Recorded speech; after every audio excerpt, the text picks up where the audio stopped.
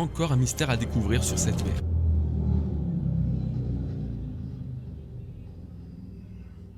Le frérot, il roule avec le Moby Dick ou quoi? C'est quoi ça? Doucement, frérot. Qu'est-ce que c'est que ça? Le dernier rideau que le gouvernement cherche à cacher. Ce dernier... C'est Sengoku en T-Max.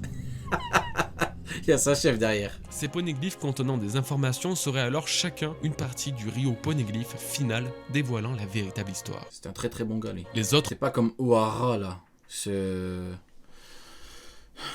Cet anglophone... poneglyphes bleus, eux, Cet anglophone, je m'arrêtais là. serviront d'après Robin à trouver l'emplacement des Cette fraude-là. C'est une immense dinguerie, hein. Vrai... Non, allez, c'est bon. premières, c'est-à-dire des poneglyphes donnant des informations. En d'autres termes et plus simplement, il y a deux sortes de poneglyphes. L'un contient des parcelles du Rio Poneglyph, donc la sorte la plus rare et importante. Dinguerie, hein. Il te vole tout et il arrive, il te dit « G-Nice, Don Peace ».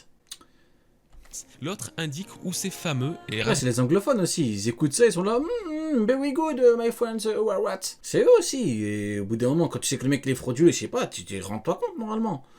Les mecs, ils pourraient leur dire Don Peace, the manga of Bevoda. Et les mecs ils sont là, very good, Sengoku is equal to Shiki, very good.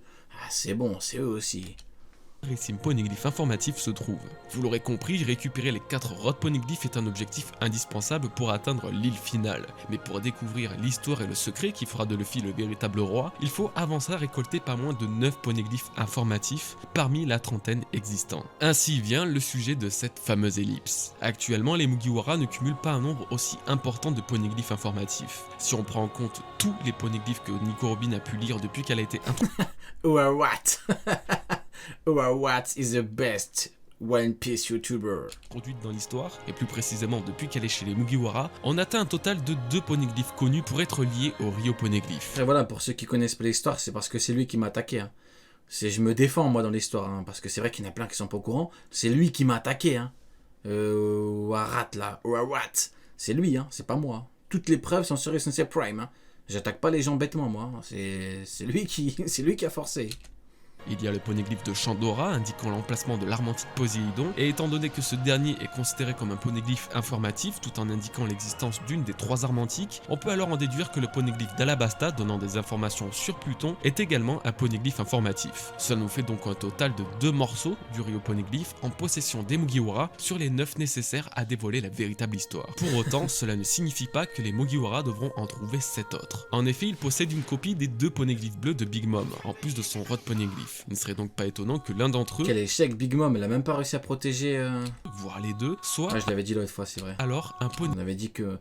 On avait fait un petit bilan, on avait dit que tout était retourné chez elle. C'est une immense dinguerie. poneglyphe faisant part du Rio Poneglyph. De plus, il existe un poneglyphe sur Onigashima, puisque Wano Kuni est la terre ancestrale de l'écriture en poneglyphe, et vu l'importance de cette île dans les secrets du monde, même si on ne connaît pas son contenu, on peut aisément imaginer qu'il s'agit d'un des 9 poneglyphes informatifs et importants. Pour finir, Nico Robin a dans sa vie lu plusieurs autres poneglyphes, bien que les morceaux du Rio Poneglyph soient plus rares, car au nombre de 9, Vous savez que je savais lire les poneglyphes?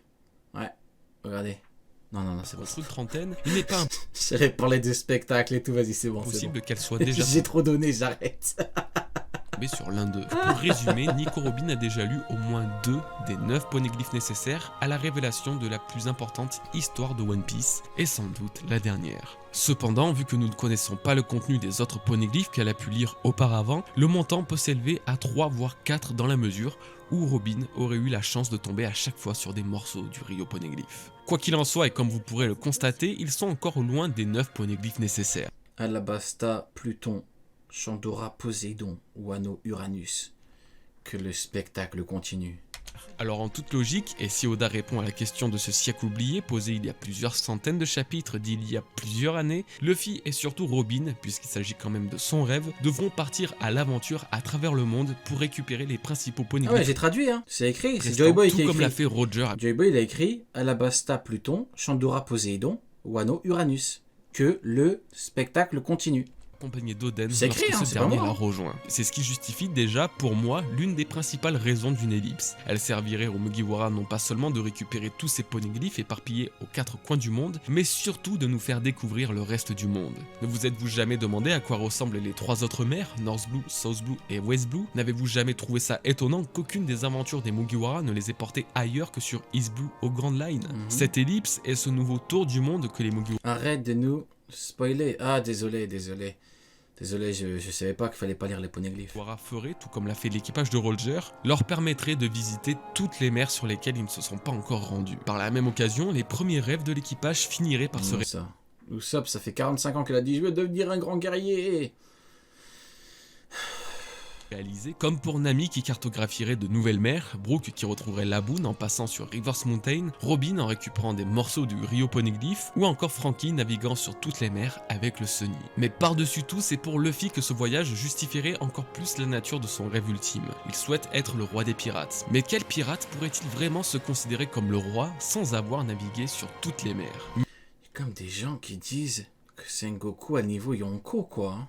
Mériterait-il vraiment ce titre sans être allé ne serait-ce que sur North Blue, South Blue ou West Blue, alors que Goldie Roger lui-même a sûrement visité chacune de ces mers au fil de ses voyages? Que ce soit pour créer ce parallèle avec le précédent roi des pirates qui a mis 1 an à refaire un nouveau tour du monde, ou juste ajouter cette cohérence avec l'histoire qu'il a écrite sur les poneglyphes, Eiichiro Oda a toutes les raisons d'étendre dans la durée le voyage des Mugiwara, et ce, même dans une ellipse. Avant d'atteindre Laftel, les Mugiwara referaient alors le tour du monde en quête des poneglyphes informatifs manquants, ceux qui font partie du légendaire Rio Poneglyph. Il recommencerait à zéro et naviguerait sur les 4 premières mers avant de retourner sur Grand Line, là où il pourrait retrouver tous leurs alliés et amis d'antan, tels Crocus, Dalton, Vivi. T'imagines la clim si Mio qui dit que c'est pas lui qui a rendu son épée noire. Imagine, il dit qu'il l'a hérité. T'imagines la clim pour ceux qui dit oui, il a rendu son épée noire. Le mec, il est niveau Yonko parce qu'il a rendu son épée noire. Je pleure de rire. Et Ce serait une dinguerie. bien d'autres, tout ça Oh, avant mais, la fin de l'histoire. T'imagines, il dit ouais, j'ai eu mon épée comme Zoro il a eu avec Ryuma. Genre, c'est quelqu'un lui a donné.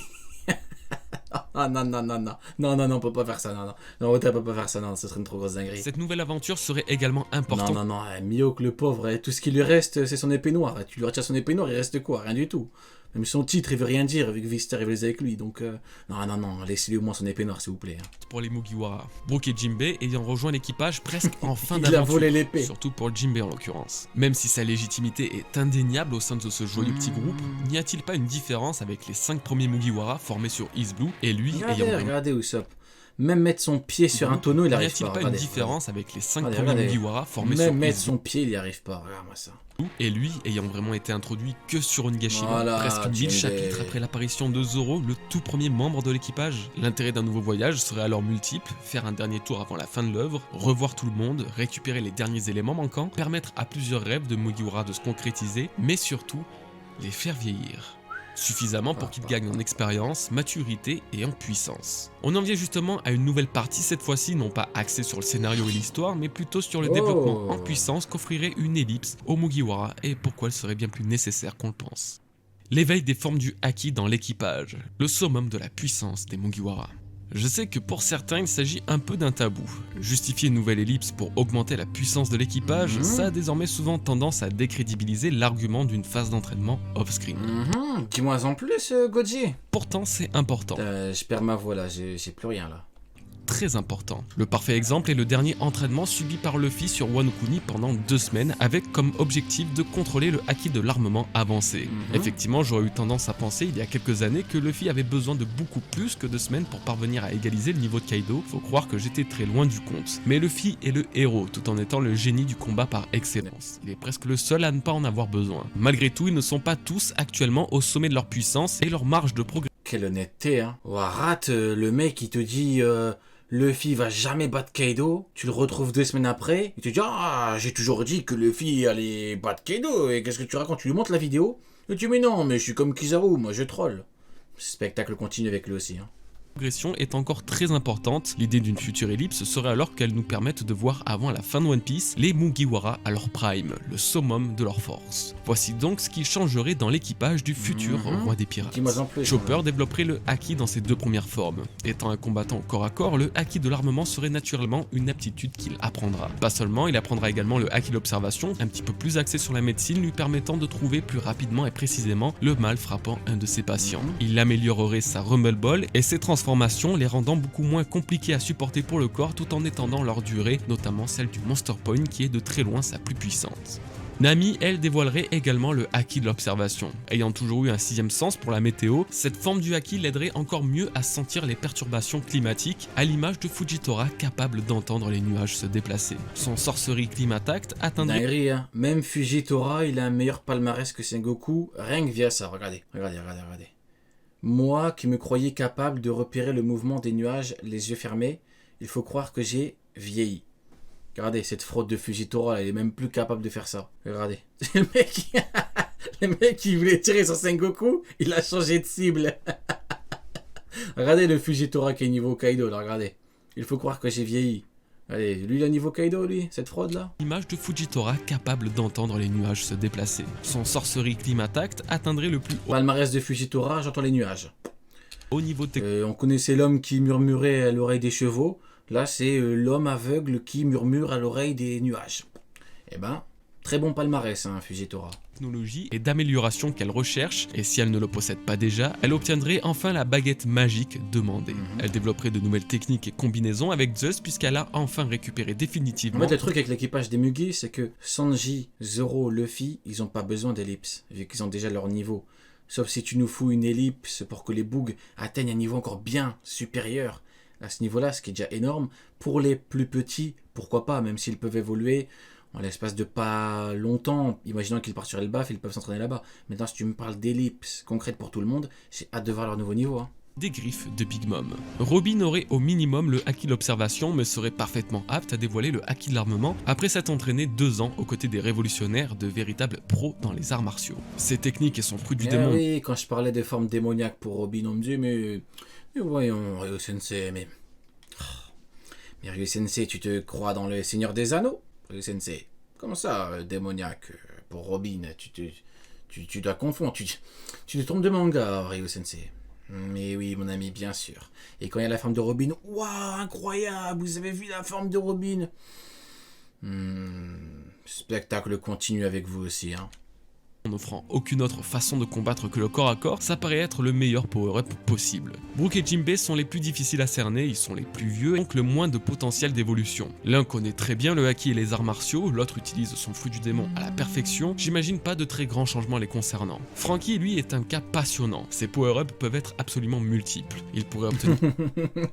À l'époque, quand on disait oui, Ryo, mais va voir les théories de Ohara, lui, il parle pas de trucs démoniaques parce que c'est faux. 3 ans plus tard, Ohara, divine forme, démoniaque forme. L'Euro Jackson a beaucoup trop d'avance, mais bon, le spectacle doit continuer. L'armement pour l'enduire sur les balles qu'il tire et sur ses poings, mais c'est plutôt sur le côté naval et technologique qu'il peut évoluer. Il apprendrait à travailler le granit marin afin d'améliorer le Sunny et son équipement avec cette pierre capable de repousser les rois des mers et... Bien sûr que tout est réel, tout ce que je dis c'est réel. Hein. Utilisateur comme quand je dis que Sengoku est une fraude, c'est pas pour rien. Des fruits du démon. Pas seulement, l'une des particularités de Franky enfant est qu'il avait construit une véritable armada de navires, une flotte de guerre capable de faire des ravages. Avec ses nouvelles connaissances et aptitudes, il créerait plusieurs petits navires similaires à ces derniers pour se défendre et attaquer dans un style qui lui est propre. C'est ici que ça devient intéressant avec les 4 vrais combattants de l'équipage capables d'évoluer comme aucun autre. Usopp est l'un d'entre eux et une ellipse lui servirait à débloquer et entraîner ses formes. S'il y a bien un boug à qui faut une ellipse, c'est lui. Hein. Cette big fraude là, au bout d'un moment, c'est bon frérot, faut avancer là. Est-ce que je peux dire les termes? Oui, je peux dire les termes. Tu fais honte à ton daron, c'est tout. De haki. L'observation serait utilisée beaucoup plus souvent et bien plus efficace. Zoro, Sanji, Luffy, ils en ont même pas besoin, mais ton frérot t'exagère, c'est bon. Efficacement, tandis que l'armement pourrait être enfin réveillé. Il utiliserait cette forme du haki comme le fait les Kuja avec leurs flèches, ce qui donnerait une nouvelle jeunesse à la puissance d'Usopp. Le haki des rois n'est pas à exclure, mais encore trop théorique pour l'instant, j'en parlerai à une autre occasion. Tout comme Nami, Usopp pourrait améliorer l'efficacité de son arme. Il resterait sûrement toujours avec ouais, passe au flingue Usopp. Bah ouais, t'es là avec ton lance-pierre frérot, c'est bon. Et Van Augur, il va pas rigoler avec toi. Hein. Tu vas te battre avec Vanaugure, il va te tirer une balle dans la tête, il va pas rigoler, hein. Il va pas attendre que tu dégaines ton Kabuto. Tout ce que je dis, c'est réel, hein, de toute façon. Tout en y ajoutant de Vous nouveaux croyez Vanaugure, il va rigoler avec lui? Il va dégainer comme Lucky Luke, il va l'achever, hein. éléments pour augmenter sa puissance et sa précision. Sanji a actuellement développé toutes les formes du haki excepté celui des rois. À mon sens, si Zoro le possède, Sanji devrait le posséder aussi. C'est surtout le haki l'observation qu'il pourra éveiller au point de pouvoir voir quelques secondes dans le futur Pleurez ceux qui pensent que Sanji il aura pas le haki des rois, vous allez voir. comme le font Katakuri et Luffy. Son corps pourrait également subir des Vous allez voir, il a le haki des rois. changements à l'image des récents chapitres dévoilant des nouveaux pouvoirs proches de ses frères avec une génétique capable des plus grandes prouesses. Il aurait atteint sa forme finale, son plus haut niveau de puissance accordé par les expérimentations de son père. Zoro est plutôt compétent dans l'utilisation du haki. Est-ce que Goji va déraper avec Mihawk? Vas-tu déraper? Très peu d'amélioration de ce côté, si ce n'est la perfection du Attention. haki l'armement offensif, et bien sûr de parvenir à noircir ses lames. Si Attention. son haki des rois se confirme davantage, Attends. alors il pourrait apprendre à le maîtriser suffisamment pour l'utiliser volontairement, comme l'a fait Luffy durant l'ellipse. Pour finir avec Non, il a pas dérapé, il est bon, il est bon, il est bon. Luffy, eh bien, il sait déjà tout. Il maîtrise toutes les formes du haki, et une ellipse ne lui apporterait réellement qu'une utilisation plus intelligente et puissante de ce pouvoir. Il pourrait cependant apprendre à éveiller son fruit qui va Non, mais Goji, c'est quelqu'un qui réfléchit. Il a lu les livres cards. devenir un passage obligé le concernant. On a pu le voir avec Doflamingo et Katakuri, la puissance dégagée par l'éveil des fruits du démon est incommensurable. Une nouvelle session d'entraînement pour notre capitaine lui apprendrait alors à maîtriser ce dernier Ah oui, pouvoir. mais quand t'es youtubeur One Piece, le minimum, c'est un peu de connaître les livres cards. C'est les derniers databooks en date. Donc même si les infos contredisent d'anciennes infos, il faut les prendre en compte, elles, parce que c'est les dernières en date. C'est comme ça que ça fonctionne la vie. C'est les dernières infos en date qu'on prend en compte. C'est comme ça que ça marche. C'est comme ça. Si vous n'êtes pas content, vous pleurez. Tu me parles d'un truc qui est sorti en 86, un truc qui est sorti en 2020, on prend le truc de 2020. C'est comme ça que ça marche. Donc en tant que youtubeur One Piece, tu dois te baser sur ça. Si tu ne te bases pas sur des éléments factuels de chez factuels, enfin c'est quand même des infos brutes qu'on a. On a une info brute dans le truc. Donc pourquoi tu cherches bien loin? Pourquoi tu essaies d'expliquer un truc en mode oui mais non? Comment ça mais non frérot? Comment ça? Spectacle continu avec Sengoku, cette sale fraude. Et clôturera sa formation en tant que grand pirate. Son premier entraînement lui a permis à développer les bases du haki. Son deuxième entraînement lui a aidé à améliorer une des formes de ce haki jusqu'à peut-être mener à l'éveil du haki des rois. Et son dernier entraînement dans une éventuelle future ellipse le rendrait Mihawk niveau Yonko, t'es un fou. Bien sûr qu'il est niveau Yonko, il est même niveau roi des pirates mon pote. Qu'est-ce que tu me parles de niveau Yonko?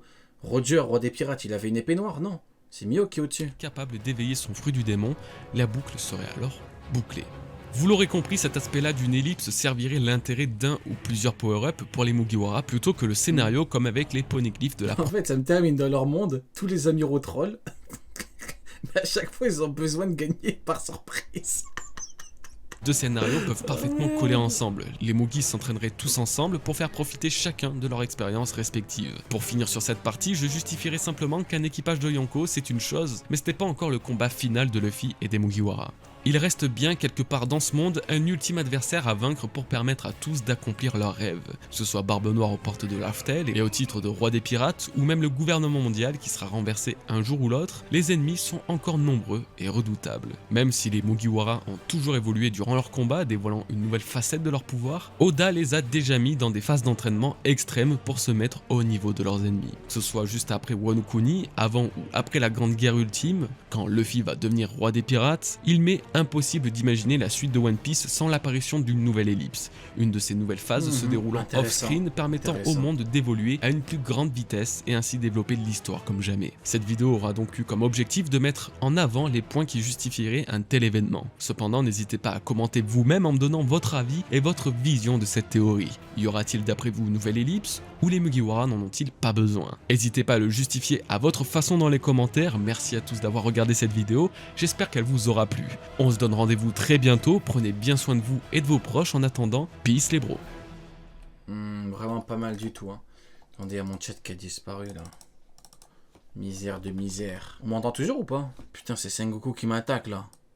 Putain, je me fais attaquer par cette sale fraude de Sengoku. T'es une fraude, Sengoku, tu m'auras pas. Tu m'auras pas, sale merde, t'es nul, t'as aucun palmarès. Ton seul palmarès, c'est d'être pote avec Garp. T'es nul. C'est bon, on m'entend? Ok, nickel. Mon truc, il a bugué. Bah écoutez, c'était pas mal du tout, hein. C'était pas mal du tout, j'ai vraiment bien aimé. Hein. On donne de la force, bien évidemment. Très très bon taf.